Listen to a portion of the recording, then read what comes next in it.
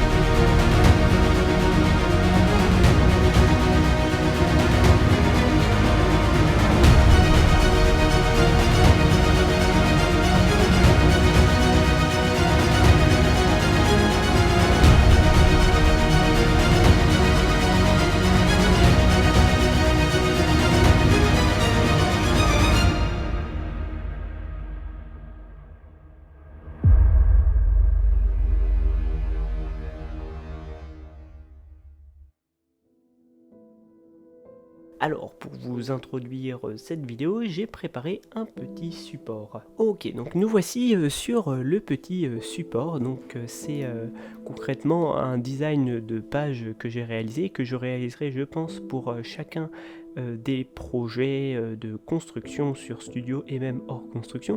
C'est donc un schéma avec forcément titre, rocher et montagne et la planète Idou pour qu'on se comprenne correctement, et même dans les commentaires si vous voulez commenter et interagir plus facilement avec moi et la construction.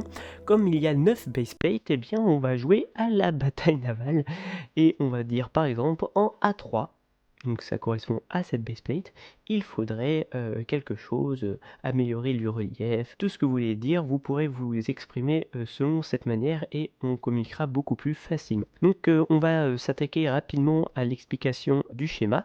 Donc en haut, sur les bases A à C numéro 1, on a le bloc base. Donc le bloc base, on travaillera dessus sur une autre vidéo, hein, ça peut être une vidéo vraiment à part. Et on va surtout se concentrer donc sur les rochers montagnes qui sont quand même les 2/3 de la MOC. Cette première partie d'une zone montagneuse avec un niveau 3, donc les niveaux ça correspond à la hauteur en plate 16x16, ça veut dire 3 plaques comme ça additionner en hauteur. Ici N0 ça veut dire que les constructions sont au sol, ici N0,3 je pense c'est parce qu'on va monter de 3 studs. Donc après c'est à déterminer encore parce que je ne sais pas si on va vraiment faire ça avec la pente qu'on a sur cette zone rocheuse. Donc ici c'est une zone rocheuse mais avec des pics. Et ici on a la zone où le X-Wing sera bien endommagé, scratché, donc qui devront prendre une navette de classe Zeta si je me souviens bien. Donc ça aussi ça sera un épisode à part, j'espère pouvoir designer une navette comme Lego ne l'a pas fait et ça serait plutôt intéressant. Donc voilà, j'espère que ce contenu, ce schéma est intéressant et amène du plus à la vidéo. N'hésitez pas à envoyer dans les commentaires pour savoir si justement je continue à faire ça, si ça amène du plus. Enfin moi je fais ça, ça me prend 1 heure grand maximum, histoire de me remettre les idées en place. Et je trouve que c'est plutôt facile à faire, donc voilà. Donc nous on va passer sur Studio pour commencer un petit peu à parler design. Nous revoilà sur Studio. Donc comme vous pouvez le voir déjà, j'ai créé plusieurs fichiers, hein. On a le doc assemblage qu'on va pouvoir ouvrir. Donc vous avez déjà vu la plaque mais sans les rochers. Vue de haut, ce que ça donne, donc on a un petit peu le relief et de côté, ça donne ça. D'ailleurs, si vous voulez un tutoriel sur Studio, n'hésitez pas à le dire en commentaire. Moi, ça me ferait plaisir, hein. Je connais déjà assez bien le logiciel, vu que je l'utilise beaucoup trop longtemps pour faire des designs, mais c'est franchement super bien. Que voilà pour la partie A à C de niveau 1. Donc c'est vraiment les montagnes qui montent très très haut en hauteur, hein, comme on l'avait dit. Pour le design, c'est le design numéro 2 de la vidéo montagne, hein, tuto. J'ai rien changé, j'ai juste appliqué et j'ai ajouté du détail devant. Pour la construction, en fait, on prendra une plaque comme ça, Donc à accrocher les 4x4 et tout. Donc là je suis rentré dans le modèle, hein. Puis on accrochera avec les piliers au centre. Donc à chaque... j'essaie d'enlever les plaques pour que vous puissiez voir un petit peu, même si on a pas mal de plaques. Je les enlève pas, hein, je les masque juste. On voit qu'on a pas mal de supports pour éviter justement qu'il y ait des déformations des pièces et surtout pour tenir l'ensemble. Ok, donc voilà, ça c'est donc la partie, la grosse partie on va dire qui m'a demandé le plus de travail, hein, forcément. Fallait que j'adapte le relief et surtout que je pense aux futures constructions qu'on allait avoir au-dessus, parce qu'après il faudra faire toute la base dans cette zone-ci. Donc on va s'attaquer à notre zone C, donc la zone C. Ici on a quand même pas mal de boulot. On a surtout le coin que j'ai galéré à faire. Vraiment je vous mettrai des screens à l'écran de tous les rendus que j'ai fait à chaque fois pour essayer de faire un truc plutôt potable. Je vous avoue que je sais pas du tout construire avec cette méthode là. J'ai essayé notre technique pour relier les deux plaques en hauteur comme ça, donc pareil en dessous. Et encore elles sont pas forcément reliées puisqu'on a des plaques sur les deux pour faire de la friction et que ça s'accroche. Donc normalement dans la réalité ça va fonctionner, j'ai testé. On voit un peu les détails d'ailleurs. Petit fun fact, ici on a des pièces, elle n'est pas censée marcher parce que derrière on a une pièce, ça bloque. Ça marche dans la réalité, je me fie à la réalité et je me fie aux constructions que j'ai fait moi-même. Pour le support à l'intérieur, on va avoir pas mal de choses à supporter, donc j'ai préféré avoir un truc très solide. De toute façon si on regarde la stabilité, tout le modèle, j'ai passé 3000 ans à essayer de faire que le modèle soit solide. Voilà, donc au niveau de la stabilité, on n'a que les plots extérieurs parce que justement il y a les grosses surfaces. Mais comme elles seront reposées au sol aussi, là c'est parce que en même temps elles ne reposent pas totalement sur le sol, on aura les tiles à mettre. C'est pas si grave que ça. Pour le design de la zone C qu'on va pouvoir importer une fois qu'on aura réglé le problème des plots qui sont sur ce côté là. Donc attendez, j'enlève la stabilité. Ici en fait ça dépasse et ça ne devrait pas dépasser. Normalement avoir un truc qui coupe là pour entrer dans les 9x9 de base plate. Donc on va modifier ça.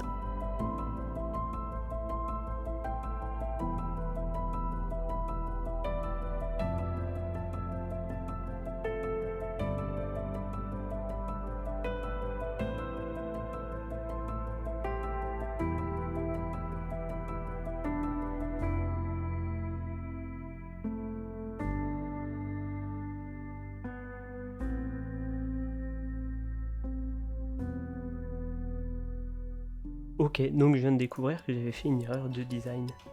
On va copier. On va unlink. Je viens juste de remplacer. D'enlever celle-là. Problème résolu. Donc on repart là. On rentre, on édite. On supprime celle-là. Ok. Problème de manière presque résolu. Sur celui-là, on va éditer. Ici, on va prendre un x3.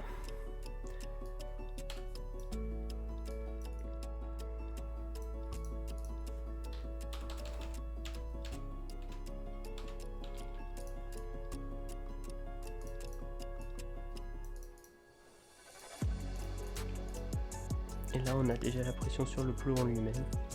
Donc, c'est parfait. Et on va continuer à modifier ça.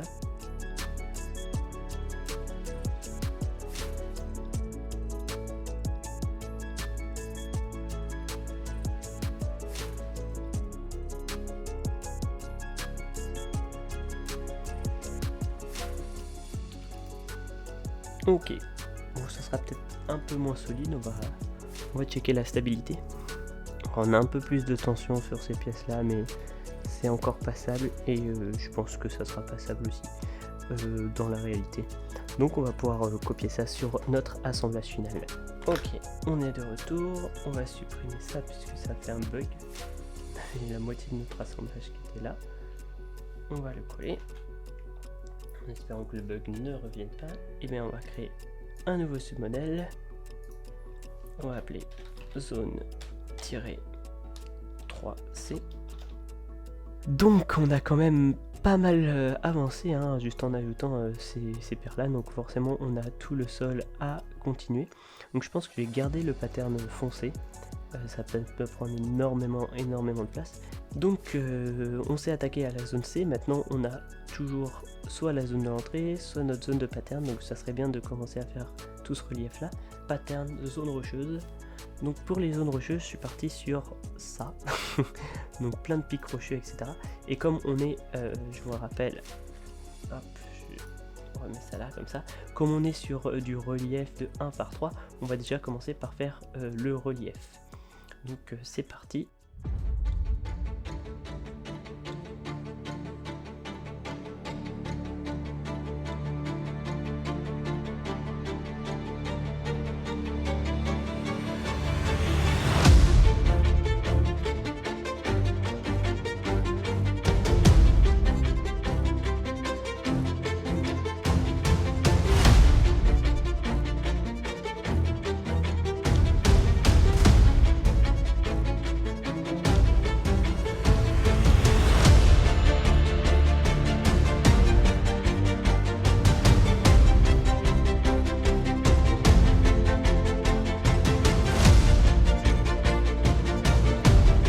Alors on va commencer cette partie numéro 2, ça fait 2 semaines que j'ai tourné la partie numéro 1, donc vous en doutez que j'ai eu le temps d'avancer sur toute cette partie là, et la partie zone rocheuse, passable possible mais pas de chemin, donc c'est juste pattern de sol, donc on va aller voir ça sur Studio. Je vous laisse me dire en commentaire si on laisse la couleur donc en noir. Hop, je vais passer sur Studio. Donc si on laisse cette couleur en noir ou alors si on met tout en, du coup, en dark bridge gray. Parce que, alors moi j'aime bien justement pour donner un peu de contraste à la mock, ajouter cette zone noire. Mais peut-être que vous avez d'autres idées et qui peuvent rendre un peu mieux. Vous l'avez vu, j'ai avancé sur le design. On a toute cette partie qui est faite. Donc on a le relief, si on se met comme ça, voilà, on a tout le relief. Puis ensuite on a tous les pics rocheux. Alors je crois avoir dans mes dossiers, donc avant la construction des pierres, on a un joli relief qui est plutôt simple et basique, hein. Franchement je me suis pas embêté, j'ai mis des wedge plate un peu partout, et ensuite forcément avec les pierres ça donne ça sur le studio. Donc je suis plutôt content du design. N'hésitez pas à dire en commentaire si vous avez des remarques par rapport au pic. Moi je voulais quelque chose d'assez simple et d'assez impactant, hein. Ça monte rapidement en hauteur. Alors comme ça on voit pas des masses quand c'est additionné les deux, mais si on ajoute des jeux de lumière c'est plutôt pas mal. Et nous on va s'attaquer sur la partie 3 de la mock, celle ici où c'est zone entretenue, passage possible, tableau de commande. Donc on va créer un nouveau projet pour construire des petites caisses, des petits tableaux de commande, et ensuite par exemple créer un pattern pour le sol de la base en bas. Voilà. Ok, donc on va commencer par faire cette petite boîte là. Donc c'est la boîte basique qu'on a dans les sets Rogue One. Donc on va la reproduire pour notre mock sur Illu. Alors pour ça je me suis muni bien évidemment d'un set que j'avais. Donc le set de l'Overtank avec Shiot Imwe. Et on va reprendre directement le design qui est proposé dans ce set. Pardon. En plus ça fait 2 pages donc ça va être assez rapide.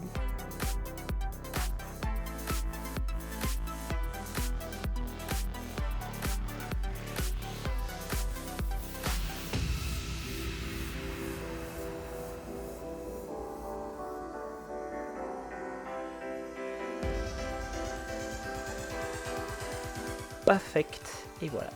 Donc on a la boîte basique de Rogue One. Ensuite du coup on va aller dans modèle, add reference image.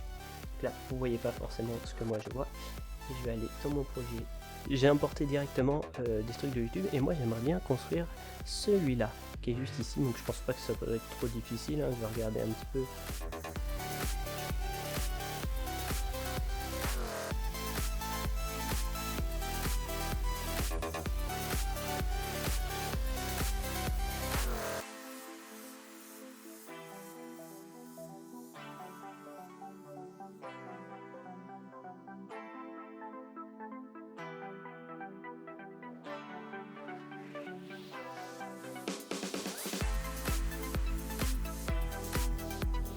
Le design est plutôt satisfaisant. Alors, est-ce que ça se marie bien avec ça? Ça, c'est une autre question.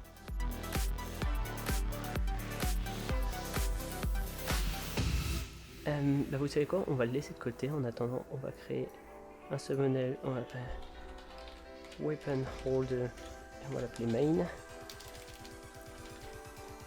Parfait, et on va passer sur un autre design comme ça, pouvoir trouver de l'inspi. Donc je voulais passer sur ce panneau de contrôle. J'aimais plutôt bien le design justement du bloc de béton.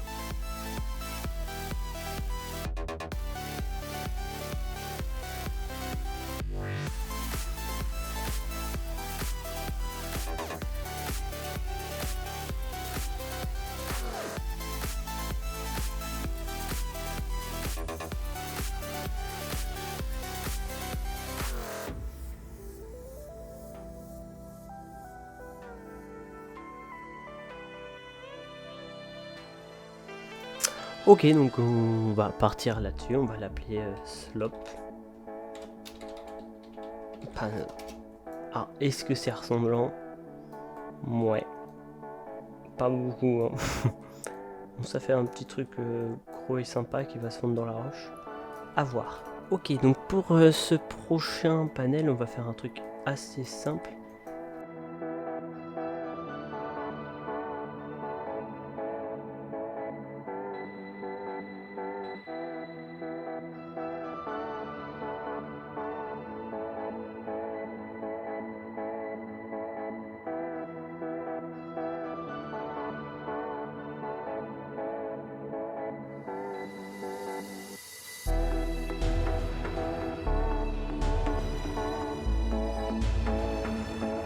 Voilà ce que ça donne. Alors ça m'a pris un sacré paquet de temps de designer juste un petit poteau. Alors qu'est-ce que j'ai fait? Je ne sais pas.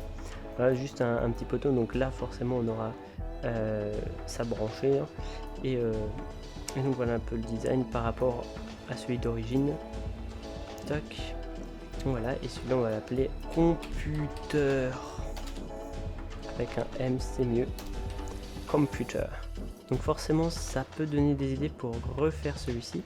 Donc lui on va essayer de le redesigner pour qu'il soit un peu plus comment dire dans le thème.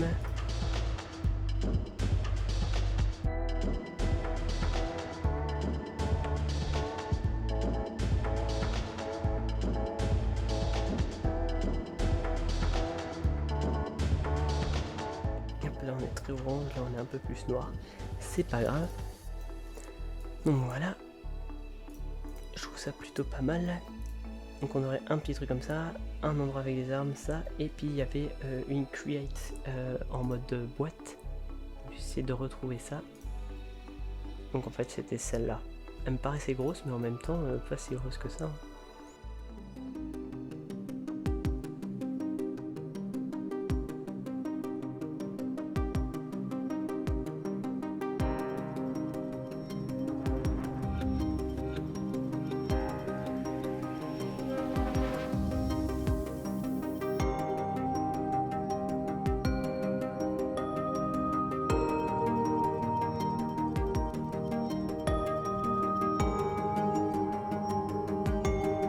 Ça m'a l'air d'être plutôt ressemblant, donc on va partir sur ce design pour le valider. Et du coup, pof, on va le nommer B-Crate. Waouh, awesome. Donc on a toujours celui-là que je suis pas fan, donc je pense qu'on va reprendre le design et on va le recommencer, mais cette fois-ci, je vais prendre des slopes curved. Like that. Perfect.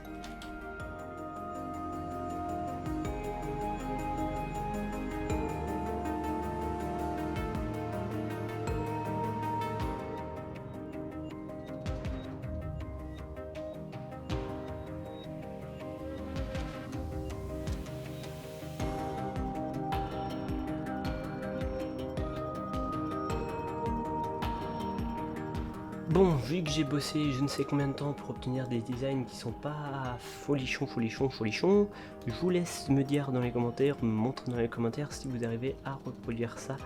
Et franchement, petite dédicace à la personne qui fera le design le plus clean, parce que là, on dirait juste des grosses boîtes toutes moches, vraiment toutes moches. Donc voilà, on va passer sur le design de chemin. Donc le design de chemin, ça va aller assez vite puisque ça va être du 8x4 en plate, comme ça. On va mettre en noir. Ensuite on prend des grilles, comme ça, en grise claire.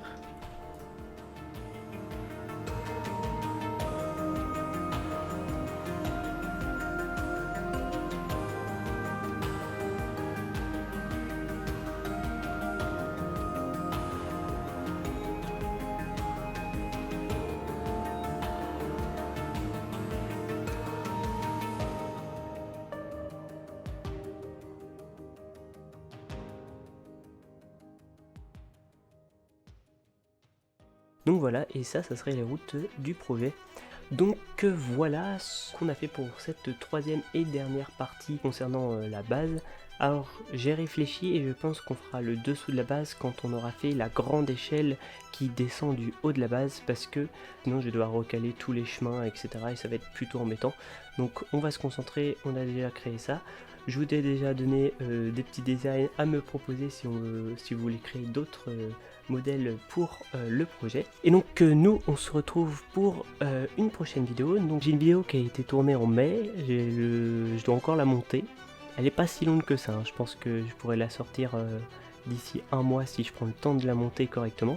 Et j'ai pas envie de propulser toutes les vidéos les unes après les autres. Donc on se retrouve pour cette prochaine vidéo. Le prochain épisode du projet Rogue One, ça sera sûrement sur le haut de la base. Donc on va commencer à designer, à mesurer tout ça. J'essaierai de le faire en plusieurs parties comme dans cet épisode. De toute façon j'aurai pas le choix, j'aurai pas le temps. Et n'hésitez pas à mettre un commentaire, un petit like et vous abonner à la chaîne, ça aide au référencement et ça m'aide à continuer ce projet faramineux. Voilà, c'était Apramax, à bientôt.